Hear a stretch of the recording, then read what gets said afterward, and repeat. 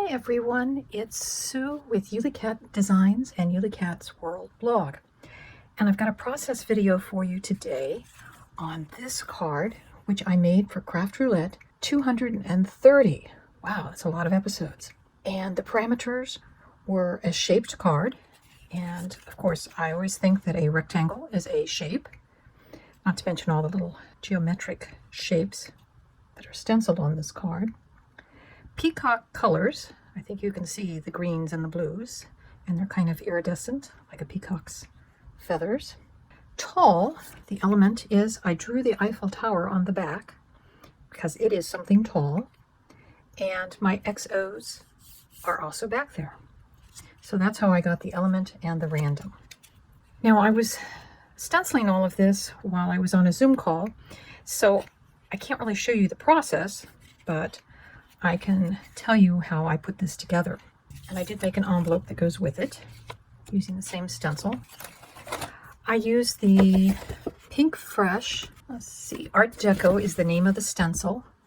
And it does have a foiling plate that goes with it, but I opted not to do that today.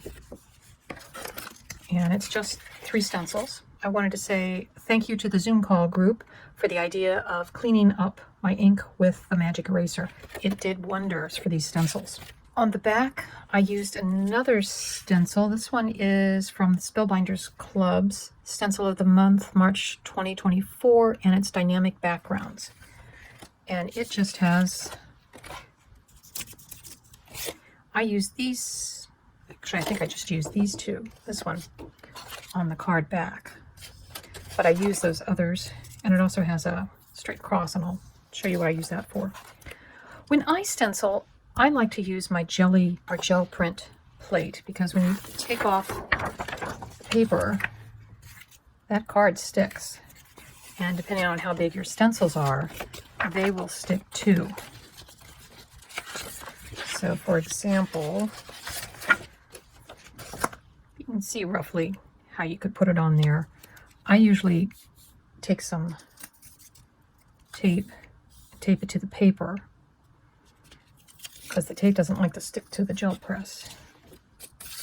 That's how I do my stenciling, and that works pretty well. And I probably use my gel plate more for stenciling than I do for gel prints. To get all of these little sentiment strips, these are Better Press sentiments and dies. They came from the Spellbinders Cheers to You sentiments. And they come with, like I said, the dies to cut them out. When I do Better Press stuff, I usually will do a whole bunch of sentiments, and then I'll have them ready to use for other things. So when I was digging through my basket for those, I also came across all my Christmas ones. So I also made a few Christmas cards with the sentiments I had. These little gold gems are something that I got in a craft stash kit of some kind. I don't know if it was the Paper Discovery or whether it was one of their advent calendars, but these came from the UK craft stash. And craft stash is where I got all of my Shimmer Spectrum Noir pearlescent pigment inks that I used on these cards. Because they're pigment ink, they do stain a bit, as I showed you on the stencils, and I just use my blending brushes. Whoops, I got some blue on the green. And this is actually just scrap that I found in my waistband.